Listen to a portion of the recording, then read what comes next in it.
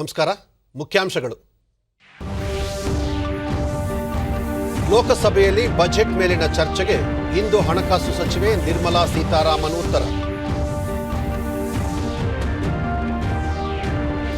ಪೂರ್ವ ಲಡಾಖ್ ಗಡಿಯಲ್ಲಿ ಭಾರತ ಚೈನಾ ಸೇನೆ ಹಿಂಪಡೆಯುವ ಪ್ರಕ್ರಿಯೆ ಆರಂಭ. ವದಂತಿಗಳಿಗೆ ಕಿವಿಗೊಡದಂತೆ ರಕ್ಷಣಾ ಸಚಿವಾಲಯ ಮನವಿ. ಮೇ 24ರಿಂದ ದ್ವಿತೀಯ ಪಿಯುಸಿ ಪರೀಕ್ಷೆ ಪ್ರಾರಂಭ. ಶಿಕ್ಷಣ ಇಲಾಖೆಯಿಂದ ಪರೀಕ್ಷಾ ವೇಳಾಪಟ್ಟಿ ಬಿಡುಗಡೆ. ಇಂದಿನಿಂದ ಭಾರತ ಇಂಗ್ಲೆಂಡ್ ಟೆಸ್ಟ್ ಸರಣಿಯ 2ನೇ ಪಂದ್ಯ ಆರಂಭ. 1-0 ಅಂತರದಲ್ಲಿ ಮುನ್ನಡೆ ಸಾಧಿಸಿರುವ ಇಂಗ್ಲೆಂಡ್. ವಾರ್ತೆಗಳ ವಿವರ. ಲೋಕಸಭಾ ಅಧಿವೇಶನದ ಮೊದಲ ಭಾಗದ ಕೊನೆಯ ದಿನವಾದ ಇಂದು ಬಜೆಟ್ ಮೇಲಿನ ಚರ್ಚೆಗೆ ಹಣಕಾಸು ಮತ್ತು ಸಾಂಸ್ಥಿಕ ವ್ಯವಹಾರಗಳ ಖಾತೆ ಸಚಿವೆ ನಿರ್ಮಲಾ ಸೀತಾರಾಮನ್ ಉತ್ತರ ನೀಡಲಿದ್ದಾರೆ. ಬೆಳಗ್ಗೆ 10 ಗಂಟೆಗೆ ಲೋಕಸಭಾ ಕಲಾಪ ಆರಂಭವಾಗಲಿದೆ. ನಿನ್ನೆ ಕಲಾಪದ ಪ್ರಶ್ನೋತ್ತರ ಅವಧಿಯಲ್ಲಿ ಉತ್ತರ ನೀಡಿದ ವಾರ್ತಾ ಮತ್ತು ಪ್ರಸಾರ ಖಾತೆ ಸಚಿವ ಪ್ರಕಾಶ್ ಜಾವಡೇಕರ್, ದೇಶದಲ್ಲಿ ಯಾವುದೇ ಆಕಾಶವಾಣಿ ಕೇಂದ್ರವನ್ನು ಸ್ಥಗಿತಗೊಳಿಸುವುದಿಲ್ಲ, ಯಾರಿಗೂ ಹಿಂಬಡ್ತಿ ನೀಡುವುದಿಲ್ಲ, ಆದರೆ ಹೊಸ ತಂತ್ರಜ್ಞಾನ ಬಳಸಿಕೊಂಡು ಅಗತ್ಯ ಮಾನವ ಸಂಪನ್ಮೂಲಗಳನ್ನು ಒದಗಿಸಲು ಹೊಸ ನೇಮಕಾತಿ ಮಂಡಳಿ ಆರಂಭಿಸಲಾಗಿದೆ ಎಂದರು. ನಂತರ ಹವಾಮಾನ ಬದಲಾವಣೆಯಲ್ಲಿ ಭಾರತದ ಪಾತ್ರ ಕಡಿಮೆ ಇದೆ, ಆದರೂ ದೇಶ ಅದರ ಪರಿಹಾರಕ್ಕೆ ಸಾಕಷ್ಟು ಕೊಡುಗೆ ನೀಡುತ್ತಿದೆ, ನವೀಕರಿಸಿದ ಇಂಧನದ ಬಳಕೆಗೆ ಒತ್ತು ನೀಡಲಾಗುತ್ತಿದೆ ಎಂದು ಮಾಹಿತಿ ನೀಡಿದರು. तो ये जब कर सकते हैं तो अब टेक्नोलॉजी बदल गई तो उतने परमानेंट पदों की जरूरत नहीं होती है. हमने पहले तो मैन पावर ऑडिट किया और अब ये स्थिति साफ हो गई कि कितने लोग हैं, कितने वैकेंसीज पदों की है, लेकिन कितनी की जरूरत है और उसके अनुसार हम नई योजना बना रहे हैं. रिक्रूटमेंट बोर्ड आ गया है और भर्ती प्रक्रिया शुरू होगी. Out of these 150 years emissions, India's contribution is just 3%. So we are not responsible for the problem, but we want to be part of solution. इसके बाद लोकसभा में महापत्तन प्राधिकरण. ಲೋಕಸಭೆಯಲ್ಲಿ ನಿನ್ನೆ ಮಧ್ಯಸ್ಥಿಕೆ ಮತ್ತು ಸಂಧಾನ ತಿದ್ದುಪಡಿ ಕಾಯ್ದೆಗೆ ಅನುಮೋದನೆ ದೊರೆಯಿತು. ಮಸೂದೆ ಕುರಿತು ಮಾಹಿತಿ ನೀಡಿದ ಕಾನೂನು ಸಚಿವ ರವಿಶಂಕರ್ ಪ್ರಸಾದ್, ಈ ಮಸೂದೆ ಮಧ್ಯಸ್ಥಿಕೆ ಮೊತ್ತಗಳ ಜಾರಿಗೆ ತಡೆ ನೀಡುವ ಮೂಲಕ ಮಧ್ಯಸ್ಥಿಕೆ ಶುಲ್ಕ ವಿಧಿಸುವುದರಲ್ಲಿನ ಭ್ರಷ್ಟಾಚಾರ ಮತ್ತು ವಂಚನೆಯನ್ನು ನಿಯಂತ್ರಿಸಲು ನೆರವಾಗುತ್ತದೆ. ವಿದೇಶಿ ಮಧ್ಯಸ್ಥಿಕೆದಾರರಿಗೆ ಕೂಡ ರಾಜಿ ಸಂಧಾನ ಪ್ರಕ್ರಿಯೆಯಲ್ಲಿ ಭಾಗವಹಿಸಲು ಅವಕಾಶ ಕಲ್ಪಿಸಲಾಗುವುದು ಎಂದರು. Arbitration Council of India to lay down the norms of eligibility of all the arbitrators. And I want to make it very clear, sir. Foreign arbitrators are welcome in India. ಪೂರ್ವ ಲಡಾಖ್ ಗಡಿಯಲ್ಲಿ ನಿಯೋಜಿಸಲಾಗಿದ್ದ ಭಾರತ ಚೈನಾ ಸೇನೆಗಳನ್ನು ಹಿಂಪಡೆಯುವ ಪ್ರಕ್ರಿಯೆ ನಿನ್ನೆಯಿಂದ ಆರಂಭಗೊಂಡಿದೆ.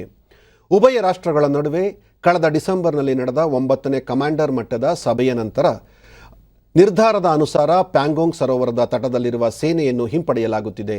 ಸೇನೆಯನ್ನು ಸಂಪೂರ್ಣವಾಗಿ ಹಿಂಪಡೆದ 48 ಗಂಟೆಗಳ ನಂತರ ಉಭಯ ದೇಶಗಳ 10ನೇ ಕಮಾಂಡರ್ ಮಟ್ಟದ ಸಭೆ ನಡೆಯಲಿದೆ. ಈ ಕುರಿತು ಮಾಹಿತಿ ನೀಡಿರುವ ವಿದೇಶಾಂಗ ವ್ಯವಹಾರಗಳ ಸಚಿವಾಲಯದ ವಕ್ತಾರ ಅನುರಾಗ್ ಶ್ರೀವಾಸ್ತವ್, ಹಲವು ಸುತ್ತಿನ ರಾಜತಾಂತ್ರಿಕ ಮತ್ತು ಸೇನಾ ಅಧಿಕಾರಿಗಳ ಮಟ್ಟದ ಮಾತುಕತೆಯ ಬಳಿಕ ಭಾರತ ಮತ್ತು ಚೈನಾ ನಡುವೆ ಪ್ಯಾಂಗಾಂಗ್ ಸರೋವರದ ಉತ್ತರ ಮತ್ತು ದಕ್ಷಿಣ ಗಡಿಗಳಿಂದ ಪಡೆಗಳನ್ನು ಹಿಂಪಡೆಯುವ ಒಪ್ಪಂದಕ್ಕೆ ಬರಲಾಗಿದೆ.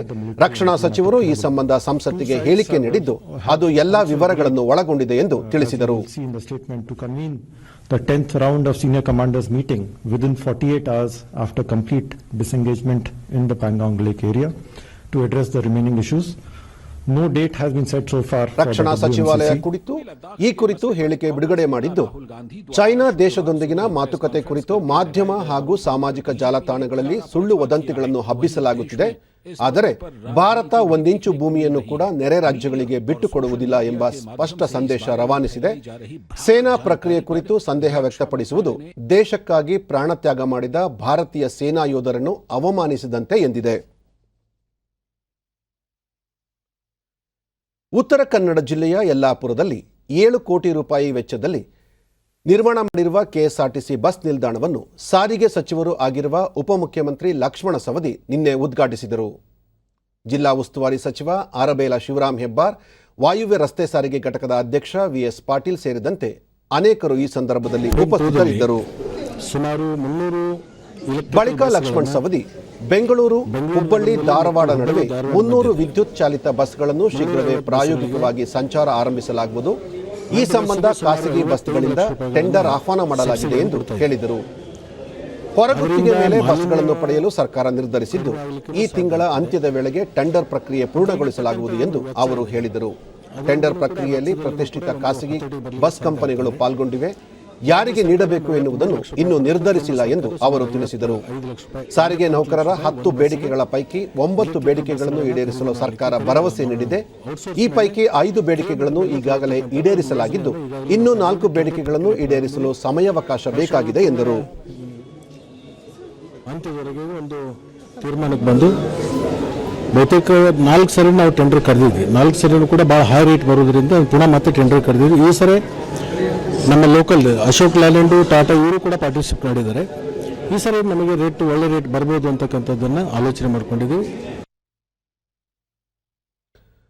ಪದವಿ ಪೂರ್ವ ಶಿಕ್ಷಣ ಇಲಾಖೆ ಪ್ರಸಕ್ತ ಸಾಲಿನಲ್ಲಿ ದ್ವಿತೀಯ ಪಿಯುಸಿ ಪರೀಕ್ಷಾ ವೇಳಾಪಟ್ಟಿಯನ್ನು ರಾಜ್ಯ ಸರ್ಕಾರ ನಿನ್ನೆ ಪ್ರಕಟಿಸಿದೆ.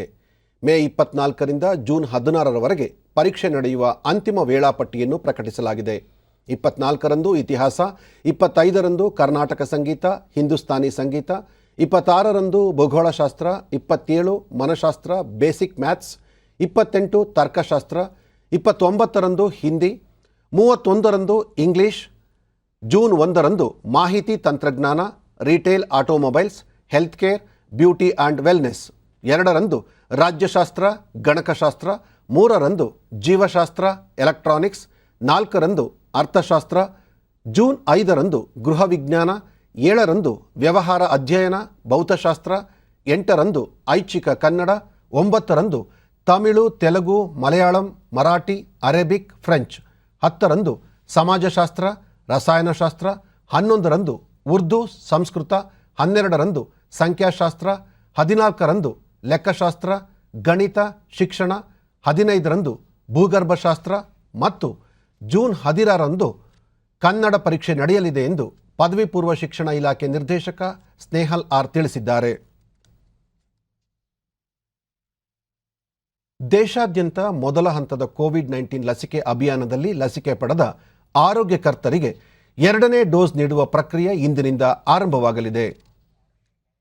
ಜನವರಿ 16ರಂದು ಆರಂಭಗೊಂಡಿದ್ದ ಲಸಿಕಾ ಅಭಿಯಾನದಲ್ಲಿ 77,66,319 ಮಂದಿ ಫಲಾನುಭವಿಗಳು ಲಸಿಕೆ ಪಡೆದಿದ್ದಾರೆ.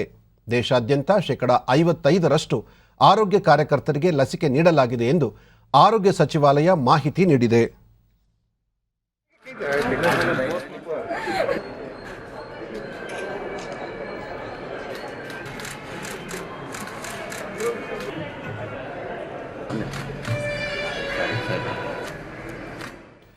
ರಾಜ್ಯದಲ್ಲಿ ನಿನ್ನೆ ಹೊಸದಾಗಿ 380 ಕೋವಿಡ್ ಪ್ರಕರಣಗಳು ದೃಢಪಟ್ಟಿದ್ದು, ಇದರೊಂದಿಗೆ ಒಟ್ಟು ಸೋಂಕು ಪ್ರಕರಣಗಳ ಸಂಖ್ಯೆ 9,44,437ಕ್ಕೆ ಏರಿಕೆಯಾಗಿದೆ. ನಿನ್ನೆ 405 ಮಂದಿ ಆಸ್ಪತ್ರೆಯಿಂದ ಬಿಡುಗಡೆಯಾಗಿದ್ದು, ಇದುವರೆಗೂ ಗುಣಮುಖರಾದವರ ಸಂಖ್ಯೆ 9,26,234ಕ್ಕೆ ತಲುಪಿದೆ. ನಿನ್ನೆ 8 ಮಂದಿ ಸಾವನ್ನಪ್ಪಿದ್ದು, ಮೃತಪಟ್ಟವರ ಸಂಖ್ಯೆ 12,259ಕ್ಕೆ ಏರಿಕೆಯಾಗಿದೆ.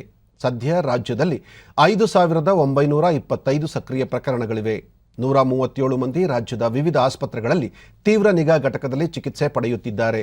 ನಿನ್ನೆ 68,993 ಮಾದರಿಗಳ ಪರೀಕ್ಷೆ ನಡೆಸಿದ್ದು, ಇದುವರೆಗೂ 1,78,29,105 ಮಂದಿಗೆ ಕೊರೋನಾ ಪರೀಕ್ಷೆ ನಡೆಸಲಾಗಿದೆ ಎಂದು ಆರೋಗ್ಯ ಮತ್ತು ಕುಟುಂಬ ಕಲ್ಯಾಣ ಇಲಾಖೆ ತಿಳಿಸಿದೆ.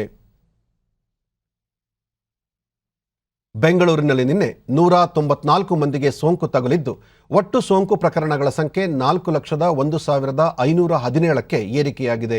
ನಿನ್ನೆ 181 ಮಂದಿ ಆಸ್ಪತ್ರೆಯಿಂದ ಬಿಡುಗಡೆಯಾಗಿದ್ದು, ಇದುವರೆಗೂ ಗುಣಮುಖರಾದವರ ಸಂಖ್ಯೆ 3,93,166ಕ್ಕೆ ಏರಿಕೆಯಾಗಿದೆ.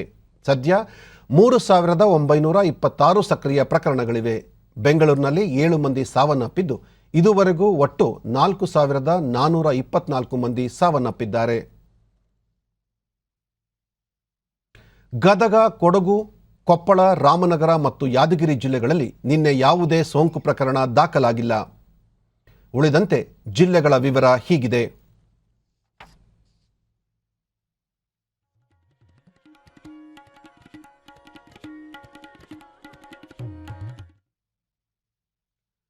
ಭಾರತ ಈವರೆಗೆ ಜಾಗತಿಕ ಸಮುದಾಯಕ್ಕೆ ಲಸಿಕೆ ಮೈತ್ರಿಯಡಿ 129.7 ಲಕ್ಷ ಡೋಸ್ ಕೋವಿಡ್ ಲಸಿಕೆಯನ್ನು ಪೂರೈಕೆ ಮಾಡಲಾಗಿದೆ ಎಂದು ವಿದೇಶಾಂಗ ವ್ಯವಹಾರಗಳ ಸಚಿವಾಲಯದ ವಕ್ತಾರ ಅನುರಾಗ್ ಶ್ರೀವಾಸ್ತವ್ ತಿಳಿಸಿದ್ದಾರೆ.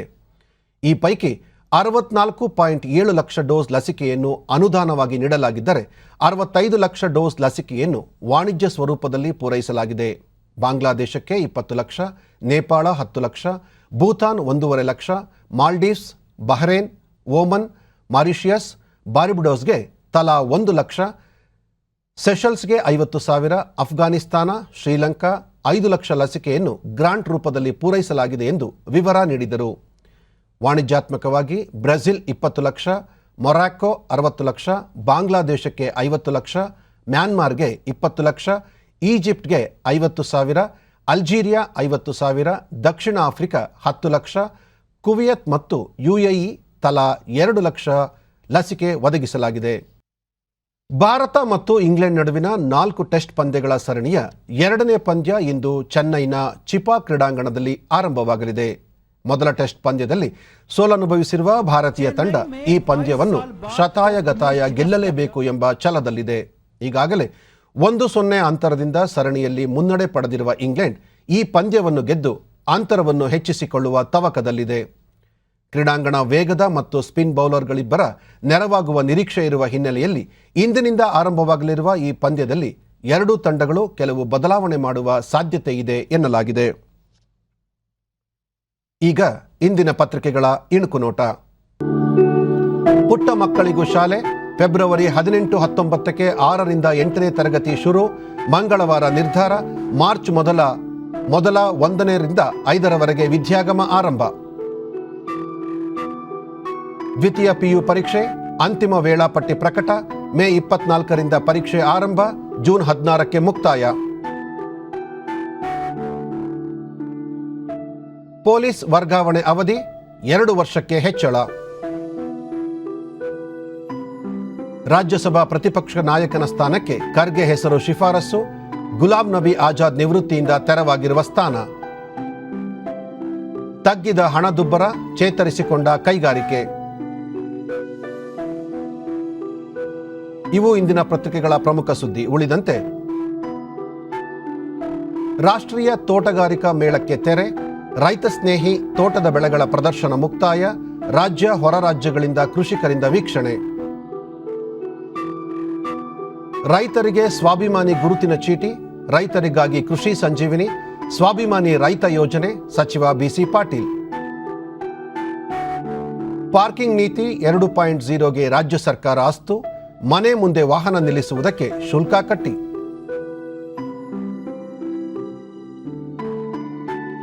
ಇಂದಿನಿಂದ 2ನೇ ಟೆಸ್ಟ್. ಕೊಹ್ಲಿ ಪಡೆ ಸೋತರೆ ಡಿಡಬ್ಲ್ಯೂಟಿ ಫೈನಲ್ಗೆ ಕನಸಿಗೆ ಹೊಡೆತ. ಸೇಡು ತೀರಿಸಲು ಭಾರತ ರೆಡಿ.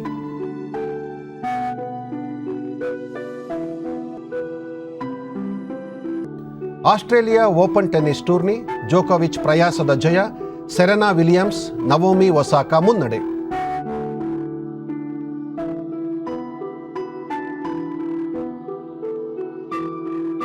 ಕೊನೆಯಲ್ಲಿ ಮತ್ತೊಮ್ಮೆ ಮುಖ್ಯಾಂಶಗಳು.